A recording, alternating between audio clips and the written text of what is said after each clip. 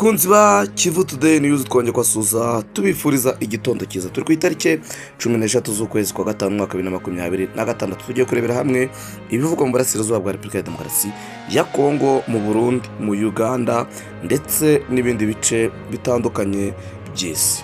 Tukiri muri Repubulika ya Demokarasi ya Kongo rero katubanze turebe ibitangazwa n'igisirikare cya Repubulika ya Demokarasi ya Kongo ku mutwe wa twirwana. Igisirikare cya Repubulika ya Demokarasi ya Kongo minembwe cyatangiye gukoresha drone itwaye megafone isaba abarwanyi bo muri twirwana ko bakwiye kwirometa mu gisirikare cya FARDC mu buryo bwo gukiza ubuzima bwabo. N'amatangazo yatangiye gutangwa mu cyumweru cyashize kugera muri iki cyumweru, ubwo drone zitwaye megafone zigenda zizenguruka mu minembwe mu bice bitandukanye batanga ubutumwa ko ari igisirikare cya leta, bakangurira abarwanyi bo muri twirwaneho kwirometa mu bice bitandukanye birimo ingabo za leta.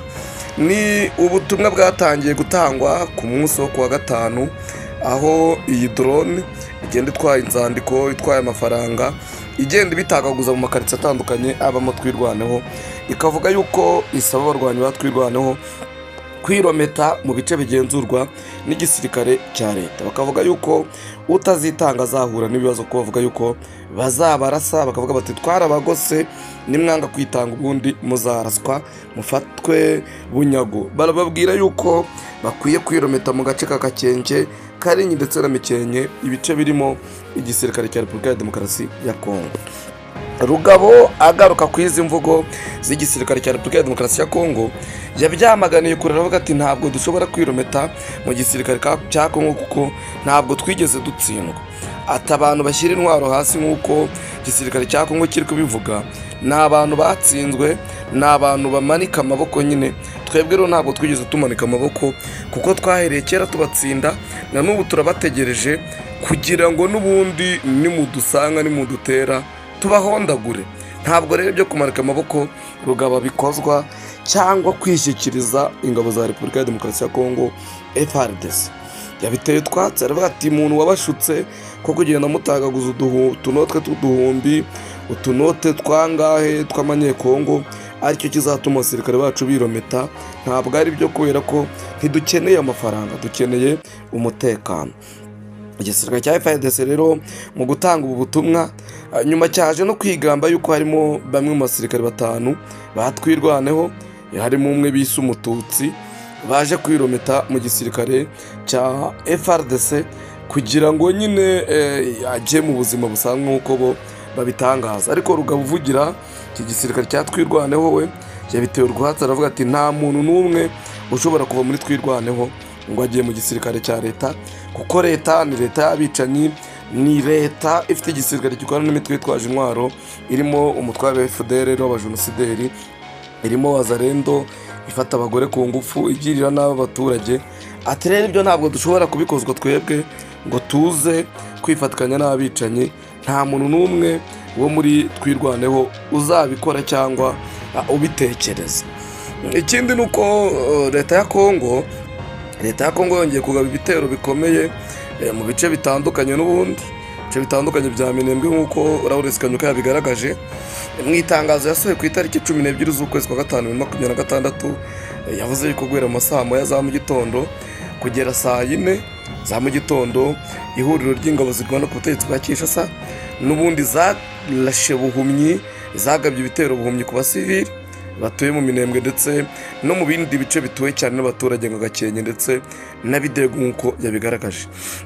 Lawrence Kanyuka uvugira ASM 23 agaragaza yuko indege z'ubwiyahuzi drone kamikaze z'ubutegetsi bwa Kinshasa zagabye ibitero mwa bino bice bya Bidego na Gakenke, bihitana ubuzima bw'abaturage benshi, abasivile, kandi abandi barakomereka, abandi bava mu byabo nk'uko yabigaragaje. Akomeza kugaragaza ko ubwicanyi bukorwa na leta barimo bahiga bukwari abantu bari mwa biriya bice bitandukanye, ndetse ukagera no muri Sange no mu nkengero zaho, aho hari gukorwa ibikorwa by'ubugizi bwa nabi, ibyo yise ibikorwa bya kinyamaswa, kandi ibikorwa bidahanwa na leta, ubona yuko leta ibishyigikiye. Agaragaza ko mu bice bitandukanye bya Sange hishwe abantu bagera muri 3 bagandaguwe, agaragaza yuko abazarendo babiri bishwe bicanye ubwabo, abandi 7 bagakomereka. Avuga yuko umushefu w'umudugudu wa Kigurwe nawe yashimuswe kugera isatari yagaragara aho ari. Agaragaza ko inzu y'umushefu wa karitsiye bita Kinanira kabiri yasenyuwe ku buryo bubabaje. Agaragaza ko amabutike menshi y'abacuruzi yagiye yibwa ku buryo bukomeye kandi ubona ko bwateguwe. Yavuze ko ibyaha birimo bikorwa birimo kugandagura abaturage, kubatera ubwoba, ibyo ubona ko bikorwa mu buryo bugambiriwe kandi mu bufatanye n'umuryango mpuzamahanga, kubera yuko wabicecetse. Ku guceceka rero bikaba bigaragaza yuko kominote mpuzamahanga ishyigikiye ubutegetsi bwa Kinshasa ibyo bari gukora. Si ibi byonyine Lawrence Kanyuka yagaragaje, kuko amaze iminsi n'ubundi agaragaza ibikorwa bikorwa na leta, kominote mpuzamahanga ikabirebera. Ni naho AFM23 yafashe icyemezo yandikira Leta Zunze za Amerika, ibimenyesha Togo, ibimenyesha Katari ndetse n'Ubusuwisi yuko ubutegetsi bwa Kinshasa bukomeje gukora ibikorwa by'ubugizi bwa nabi. Kominote mpuzamahanga irebera ndetse n'abantu bahuza barebera ntibagire icyo bavuga. Ibyo byose ni ibintu bigenda bigaragazwa na AFM23 ko leta ya Kinshasa ikomeje gukora ibikorwa bibi. Ku mugoroba rero twabonye ingabo n'ubundi za AFM23 ziva Uruvungi ziragenda zikajya Kamanyura. Ibyo nabyo nabonye ingabo za Kongo zabyishimiye, ariko ziravuga ati turashaka yuko na Kamanyura muhava. Nabonye bahise basohora itangazo riri fake news rigaragaza yuko ingabo za M23 arizo zasohoye iryo tangazo, zivuga yuko ngo zivuye mu mujyi wa Bukavu, ariko ni ibinyoma, ni ibihuha. Ni itangazo ryacuzwe n'ubutegetsi bwa Kinshasa ryitirwa M23. Ntabwo M23 yageze iva mu mujyi wa Bukavu. Ikindi nabonye cyatangajwe na buno butegetsi nuko bwavuze yuko ingabo za M23 zatangiye gupakira ibikoresho byazo biri Kamanyura zinyura mu ngomo zigenda ngo zijya mu mujyi wa Bukavu, ngo kugira zisange bagenzi babo nabo bari mu mujyi wa Bukavu bari kuhava. Ibyo byose twagira tubatangarize ko ari ibihuha biri gucurwa n'ubutegetsi bwa Kinshasa kugira buteze panike nyine mu baturage mu buryo bumwe cyangwa ubundi. Ubona yuko ari ibintu bigamije guteza intugunda mu baturage no gutera ubwoba. Niba wabonye uko bari gukoresha bombe ziri kuri drone kamikazi zidateye abaturage ubwoba, bakoresha igihuha nacyo kuko kirakora nacyo gishobora guhabya abaturage, none bakaba bakicira badatekanye amanywa nijoro nyine bagahangayika. Twabonye amasezerano nasimwe hagati ya Repubulika ya Demokarasi ya Kongo ndetse na Uganda. Hari abantu benshi batangiye kwerekana yuko Museveni ashobora kuba agambaniye M23. Biribazwa sako ko Museveni agambaniye M23 akaba agiye kwifatikanya n'u Burundi noneho gukubita M23. Abantu benshi bitewe n'uruhande bahagazeho, buri wese ari kugaragaza uruhande rwe, akagaragaza ko Museveni ashobora kujua double standard, akajya akorana na M23 rimwe na rimwe, akongera agakorana n'ubutegetsi bwa Kinshasa kubera no mu mvuye y'agaciro yahawe. Abandi bakagaragaza yuko nubwo yajua double standard, ariko M23 adashobora kwirwanya ouvertement, cyane ko ari nawe wayihaye inzira kugira ngo yinjire muri Repubulika ya Demokarasi ya Kongo muri 2020-2021. Bari ku ruhande rwa M23 bavuga yuko Museveni adashobora kubagambanira, cyane ko azi akaga abatutsi bo muri Ituri bahura nako, ko azi akaga abatutsi ba Minembwe ndetse n'abamasezi bagenda bahura nako, ko adashobora kubirengaho ngo ajye kubagambanira noneho bagirirwe nabi. Ariko bari ku ruhande rwa leta nabo bakavuga ati diplomasi ni igikenya, nta mwanzi w'igihe cyose nta n'inshuti y'igihe cyose.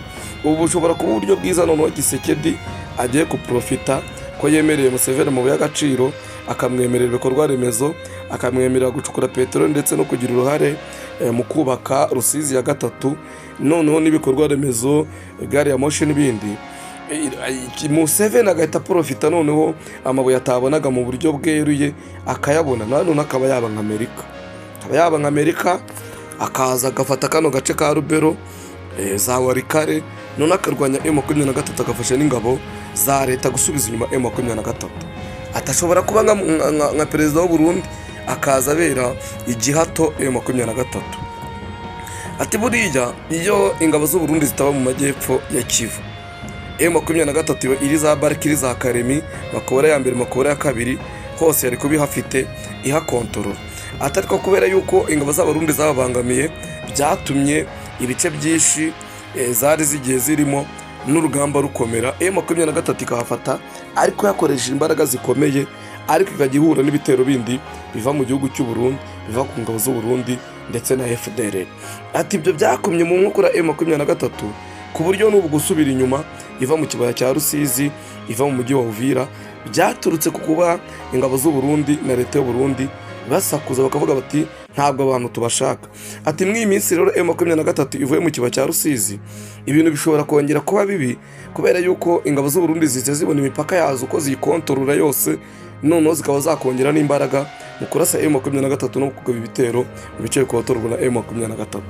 Ati iki rero kitagenzuwe neza nicyo gishobora no kuba mu bice bya Ituri na Warikare, M23 igahura n'ibitero by'ingabo za Kongo, ariko baterwa inkunga n'ingabo za UPDF. N'abashyigikiye ubutegetsi bwa Kinshasa niko babigaragaza bavuga yuko ahangaha ano masezerano yasinywe ni protokole 6 zasinywe hagati ya Uganda ndetse na Repubulika ya Demokarasi ya Kongo, ko bishobora kuza guteza ikibazo ubutegetsi bwa M23, bakaba bahura n'ingorane zikomeye kuba bakegera imbere, kuba bageza Beni, za Butembo ndetse n'ibindi bice bikaba byabagora kubera uwo musada wa Museveni ku ngabo za FARDC. Abandi bantu bakagaragaza nanone ko buriya mu Bugande umutwe wa FDL naho uhari wafite ibirindiro, hari uwo bita gavana wa FRN Purito, ko buriya yifatanyije n'ingabo n'igisirikare cya FDL Uganda, noneho kwitaba rwanya ku buryo bukomeye ko bashobora no kuhanyura n'ubundi bakaza kurwanya M23. Buri wese mwamwe mu duteze yombi muraza kujya mutubwira uko mu byumba mu bitekerezo, kugira dukomeze ducukumbure turebe koko ese birashoboka ko Museveni yabagambaniye M23. Icyo kibazo nicyo buri muntu wese yibaza, namwe mu gisubize muri comment kugira ngo tuganire kandi dusangira ibitekerezo. Perezida Emmanuel Macron rero yagiranye ikiganiro na radio y'Abafaransa ndetse na televiziyo France 24, avuga ibintu bikomeye kubera mu burasirazuba bwa Repubulika ya Demokarasi ya Kongo. Yavuze ibintu bigera muri 4, ngira ngo ngarukeho muri make. Icyambere yavuze yuko abajijwe ku cyerekeranye no gufatira ibihano u Rwanda, igisirikare cy'u Rwanda ndetse n'ubuyobozi bw'u Rwanda nk'uko Leta Zunze za Amerika zabikoze, we asubiza yavuze yuko Union Européenne cyangwa Ufaransa n'ibindi bihugu abona yuko kuba bafatira u Rwanda ibihano nk'uko Leta Zunze za Amerika zabikoze bidakemura ikibazo kiri mu karere. Aravuga ati njye mbona ko ibisubizo by'intambara iri mu karere, ibisubizo by'amakimbirane ari mu karere byakemurwa mu buryo bwa politiki, abaye ibiganiro bya politiki kandi buri rwego rukubaha urundi. U Rwanda, u Burundi ndetse na Kongo ko bakegerana bakaganira, noneho bagatora ibisubizo by'ibibazo bafite mu buryo bw'ibiganiro bya politiki, ko ari havamo igisubizo kirambye kandi gifatika.